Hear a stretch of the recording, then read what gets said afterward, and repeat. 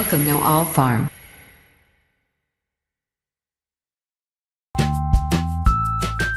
Mangoes are picked in one of three ways. The first is with a harvest aid. This is where a team of people pick mangoes and place or gently throw them onto a tarpaulin, either with the stems on or off. There are different types of these machines, and you may either pick from the ground or from a platform. Fruit are either snap picked or picked with secateurs or picking sticks. When snap picking, the fruit is grasped at the bottom and then the bottom of the fruit is lifted up, snapping the stem of the fruit before it is put onto the harvest aid. Sap may spurt from the mango when it is picked this way, and it is important that the sap doesn't contact the mango skin, your skin, or the skin of other pickers. To neutralise the sap, a chemical commonly called mango wash is sprayed onto the tarpaulin and over the conveyor that collects the fruit. If the stems are removed, it is important that the fruit is placed onto the tarpaulin within 5 seconds, otherwise the sap will burn the skin. If the stem is still on the fruit must be destemmed either under a spray or in a bath of mango wash. The fruit must be left under the spray or in the bath for 1 minute to protect the fruit from sap burn. If you get sap on your hands, it is important that you wash this sap from your hands before you touch any other mango fruit, as even a small amount of sap can damage the fruit. A picking stick is used to pick mangoes you can't reach from the ground. It has a set of cutting blades to cut the stem and a set of jaws to hold the stem when it is cut. The jaws of the picking stick must be facing down so the fruit isn't dropped after it is picked. Once on the harvest aid, the fruit flows from the spray or bath along a conveyor and drops into a bulk bin for transport to the packing shed. It is good practice for the fruit to fall onto a foam pad when it falls into the bulk bin, and this pad must be repositioned as the fruit fills the bin.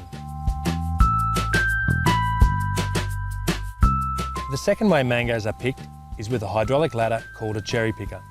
A cherry picker is operated by a single person and moves up and down and inside and around the tree. The fruit is snapped from the tree and placed into a picking bag. Mango wash is sprayed over the fruit to neutralise the sap. When the picking bag is full, it is lowered to the ground and emptied gently into a bulk bin for transport to the packing shed. It is important that all fruit in the bag is covered by mango wash, so do not overfill the bag before emptying. The third way to pick mangoes is to pick with the stems intact and the fruit is desapped in the packing shed. Using secateurs or picking sticks, fruit is picked with a 10 to 20 centimetre stem attached and placed into crates and transported to the packing shed. Care must be taken when placing the fruit in the crate and during handling and transport so the mango stems aren't broken and mango sap does not come into contact with the skin. These crates are stacked for transport or short-term storage in the packing shed, so it is important that they are not overfilled and fruit damaged or stems broken when they are stacked. If the mangoes have been picked with the stems on, these stems need to be removed and the mangoes desapped before packing. This can be done either through snapping the stems or using a machine which cuts the stem from the fruit.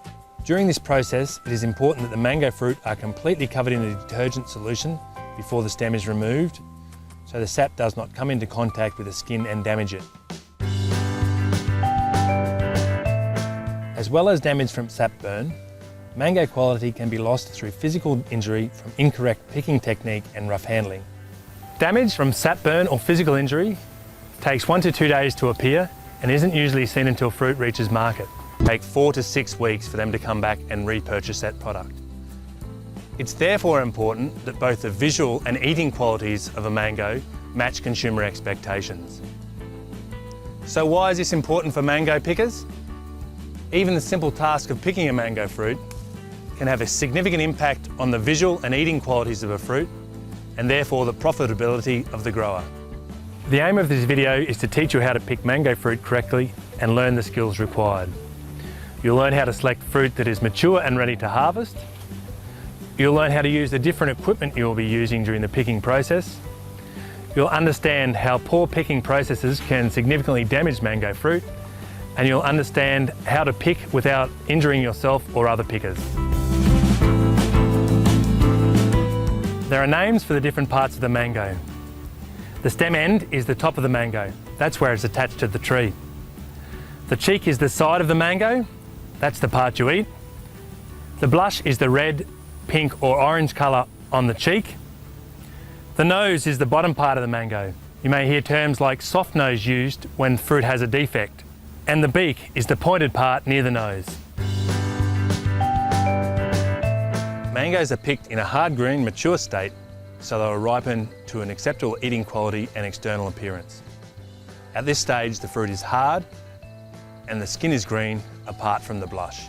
The shape of a mango fruit changes as the fruit matures. The mature fruit on the left is more rounded and oval shaped as opposed to the egg-shaped immature fruit on the right. As the fruit matures, the nose end of the fruit fills out and is smoother and the beak is less obvious. From left to right on this slide, the fruit goes from immature to mature. The beak of the fruit is much more prominent in the immature fruit on the left than the mature fruit on the right. When these fruit are ripened, the immature fruit stays green, while the more mature fruit will change colour to yellow.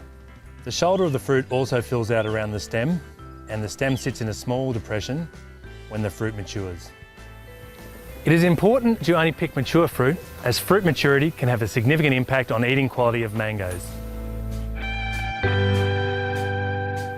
You need to be particularly careful with the first sap that comes from the mangoes when you pick it. This is called spurt sap. If spurt sap comes in contact with the skin of the mango, it can damage the skin.